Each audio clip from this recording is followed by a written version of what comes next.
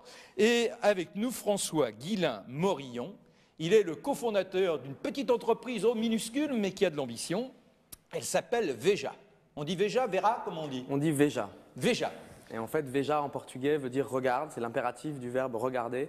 Donc c'est un appel à la vigilance en fait qu'on adresse aux consommateurs. Alors quand on fait des chaussures, bien évidemment, on veut que ça marche. On veut que ça marche. Et alors, que fait-on déjà pour obtenir le résultat? Mais surtout au départ, le marché, il est large. Hein. Alors il y a Nike, il y a Reebok, il y a Adidas et autres. Et on se dit, qu'est-ce qui peut faire qu'un artisan, entre guillemets, s'attaque à un marché aussi occupé?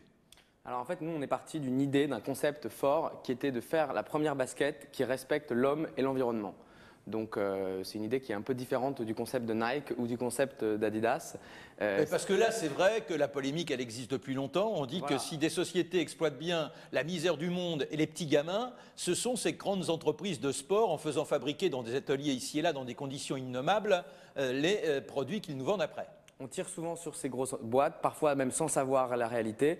Donc nous, on se pose pas contre, on se pose comme une alternative. Donc au lieu d'aller critiquer, on s'est dit on va faire autre chose autrement. Alors ce qui est vrai, c'est qu'il semblerait avoir pris des mesures, qu'il y ait des chartes aujourd'hui et que les conditions s'améliorent même pour eux. Mais vous vous êtes dit qu'il faut aller encore plus loin.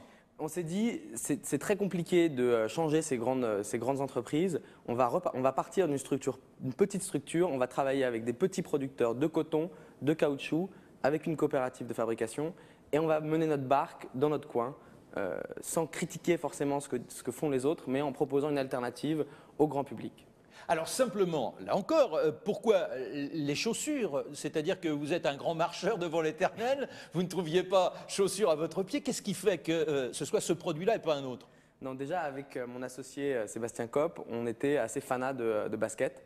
Depuis toujours, on collectionne les baskets, c'est un produit qui nous plaît. Attendez, vous collectionnez les baskets? Si on va chez vous, il y a les étagères avec les baskets? Il y a beaucoup de baskets, ouais. Non. Si, mais c'est quelque chose qui est assez courant dans notre génération, puisque la basket fait vraiment partie de notre quotidien.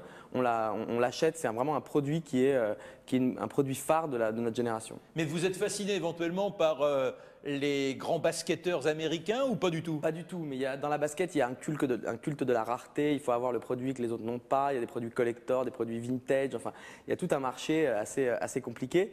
Et c'est vrai qu'il y a une espèce de guerre des baskets avec qui a les dernières, Nike, Adidas.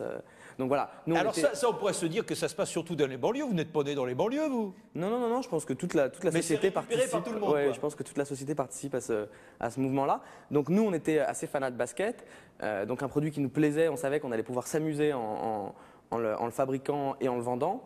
Et ensuite, c'est quand même un produit symbolique puisque, comme on l'a dit tout à l'heure, on a pas mal stigmatisé le comportement de grosses marques de basket, dont Nike. Et Michael Moore n'y est pas pour rien, puisqu'il a fait un film dans les années 90 qui a eu pas mal de succès, où il tirait boulet de canon sur Nike. Et donc c'est vrai que dans la tête des gens, quand on pense exploitation des enfants, travail, des choses assez nébuleuses, finalement, on pense à des baskets. Alors simplement, la logique, il faut après dessiner le produit pour se distinguer des grandes marques.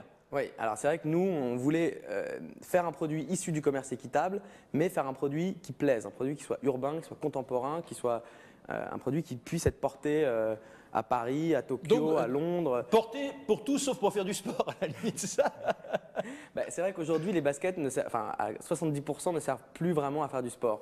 Donc, ce sont des baskets qui sont inspirées de chaussures de volley des années 70, des chaussures très brésiliennes. En fait, on en trouve beaucoup au Brésil, ce genre de chaussures. Mais ce n'est pas des chaussures de sport, si vous voulez. Ce n'est pas des chaussures techniques, ce n'est pas des chaussures pour courir un 100 mètres. C'est quand même formidable, c'est qu'on commence avec des chaussures faites pour le sport qui ne seront pas pour le sport, et ce sont des baskets, mais qui sont inspirées du volley. Ah, c'est bien. Alors, la logique après, pourquoi avoir été fabriquer cela au Brésil et pas en Inde et dans d'autres pays d'Asie? Alors en fait, l'idée est partie d'un tour du monde que j'ai fait avec mon associé Sébastien, où on a visité plusieurs projets de développement durable et de commerce équitable dans le monde entier. Et c'est vrai qu'on a trouvé au Brésil une énergie et une volonté par des projets en Amazonie, dans le Nord-Est, dans les favelas, une volonté de s'en sortir, une volonté de faire les choses autrement. Avec une joie de vivre étonnante. Hein, et avec aussi une joie de vivre étonnante. Donc c'est vrai que pour nous, c'est un plaisir de travailler avec le Brésil, peut-être plus que si on travaillait en Chine, par exemple. Donc c'est vrai qu'on a plaisir à y aller. Puis de se dire qu'on ira tester les baskets au Festival de Rio pendant un mois tous les ans, c'est pas mal non plus comme perspective. Pourquoi avoir fait ce tour du monde du commerce équitable? Parce qu'au départ, vous avez une sensibilité humanitaire extrêmement oui, c'est vrai affûtée. Au départ, en sortant de l'école, on avait envie de faire, on n'avait pas envie d'aller travailler dans une banque comme nos copains. Ouais. Et donc on s'est dit, on va essayer de chercher un peu un sens à nos vies. Et donc le voyage, c'est un truc qui marche généralement dans ces cas-là. Et puis pour nous, ça a marché puisque ça a débouché sur une idée qui est de monter cette marque Veja. Alors simplement, Veja, lorsque vous arrivez au Brésil, là-bas c'est vaste, hein, le Brésil, c'est une terre gigantesque, et puis il y a cette forêt malheureusement qui est menacée, mais vous concourez justement à faire en sorte aujourd'hui qu'il y ait un rééquilibrage. Hein. Oui, pour l'instant on est vraiment… Non, bien évidemment. Je veux dire par là que c'est au moins dans l'intention, hein, puisque une partie est reversée dans ce que vous accordez aux artisans sur place, reversée à la qualité de l'environnement.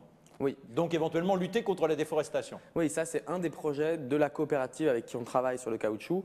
En fait, eux, leur discours, c'est de dire si on veut sauver l'Amazonie, il faut l'exploiter.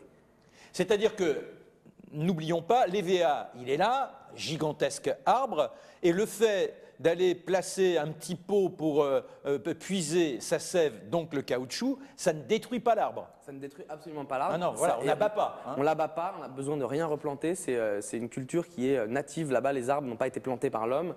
Ils sont là. Il y a des arbres à caoutchouc, des arbres à noix. Il suffit de les ramasser et donc de les exploiter pour en tirer des applications industrielles comme le caoutchouc de nos baskets. Et ça permet finalement de garder la forêt plutôt que de la couper pour mettre du bétail. Cette coopérative, elle existait avant que vous n'arriviez ou c'est vous qui avez induit l'idée en rencontrant les petits producteurs, les artisans et les paysans?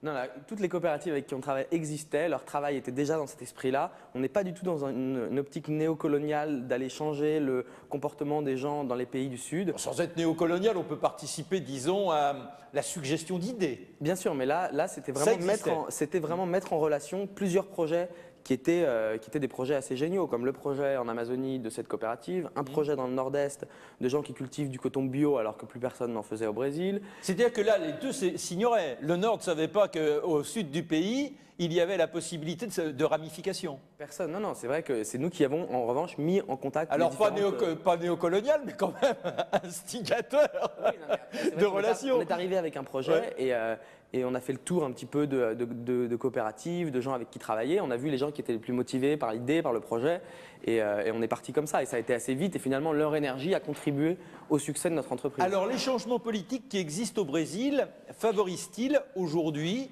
avec cet ancien employé devenu président de la République, favorise-t-il ce type de travail équitable? Complètement. C'est vrai qu'il y a une culture, peut-être même avant que Lula soit président, je pense qu'il y a une culture finalement de la révolte et d'une économie alternative au Brésil. Mais Lula, quand même, ça amplifie ça, cette sensibilité-là ou pas? Est-ce que les gars se sentent plus gonflés en se disant le président il est derrière nous quand même? Mais c'est vrai que ça donne une certaine énergie aux gens pour essayer de proposer un modèle différent de l'économie néolibérale qui domine le monde.